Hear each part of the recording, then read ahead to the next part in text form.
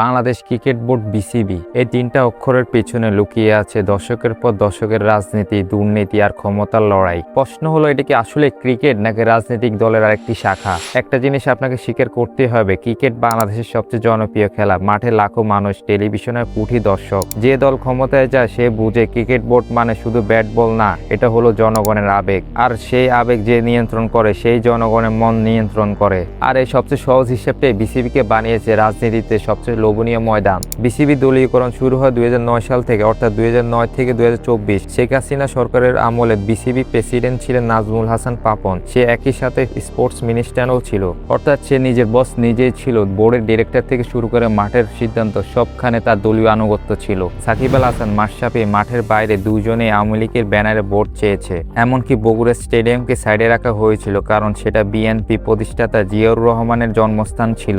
রাজনীতি এতটা গভীরে ঢুকে গেছে যে একটা স্টেডিয়াম ব্যবহার ক্ষেত্রেও দলীয় লেন্স ব্যবহার হতো। 2024 সালে সরকার পতনের পর পাপন সহ অনেকে দেশ থেকে পালিয়ে যায়। নতুন সরকার বলল এবার পরিবর্তন আসবে, ক্রিকেটে স্বচ্ছতা আসবে। কিন্তু 2025-এ যখন বিসিবি নির্বাচন হলো, তামিম ইকবাল সরে গেল। তার অভিযোগ সরকারি হস্তক্ষেপ ও অনিয়ম। শেষমেশ কয়দিন আগে এপ্রিল 2025-এ এনএসি বিসিবির নির্বাচন কমিটি ভেঙে দিল। তামিম ইকবালকে সভাপতি রেখে বসানো হলো অ্যাডক কমিটি। আর এই নতুন অ্যাডক কমিটিতে কমপক্ষে 4 জন সদস্য বিএনপির পরিবার থেকে। ববি হাজ্জাদের ওয়াইফ, মির্জা আব্বাসের ছেলে, সালাউদ্দিন আহমেদের ছেলে, আমির খুরশু মাহমুদ চৌধুরীর ছেলে। শুধু দল বদলায় কিন্তু খেলা একই। এখন সবচেয়ে বড় প্রশ্ন হচ্ছে, এই কারাকারির দাম কে দিচ্ছে? আইসিসি এর নিয়ম স্পষ্ট, কোনো সদস্য বোর্ডের সরকারি হস্তক্ষেপে প্রমাণিত হলে সেই দেশ আন্তর্জাতিক ক্রিকেট থেকে ব্যান হতে পারে, যেমন শ্রীলঙ্কা ও জিম্বাবু হয়েছে।